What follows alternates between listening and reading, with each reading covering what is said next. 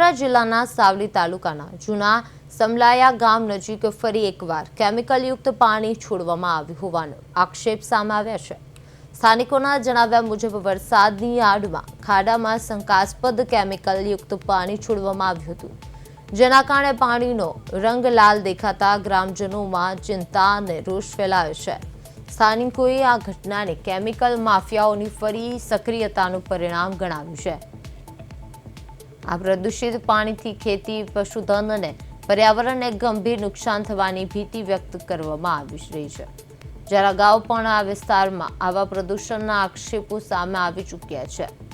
ગ્રામજનોએ સ્થળ પરથી પાણીના નમૂનાઓ લઈને વૈજ્ઞાનિક તપાસ કરાવવા તેમજ જવાબદાર તત્વો સામે કડક કાર્યવાહી કરવાની માંગ કરી છે। સાથે જ સંબંધિત વિભાગ તાત્કાલિક તપાસ હાથ ધરે તેવી પણ માંગ ઉઠી છે।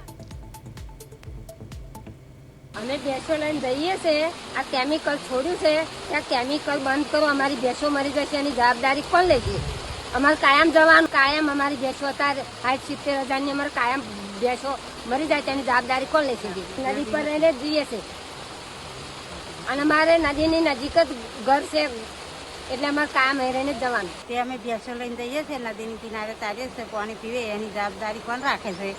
બરાબર, આ કેમિકલ કોને છોડ્યું છે? અને અમે જૂના સમલાયા રહીએ છીએ અને નદીની કારણે રહીએ છીએ, કાયમ અમારે જવાનું, ભેંસો અત્યારે બંધ કરીએ છીએ, મરી જાય તો એની જવાબદારી કોણ રાખે છે?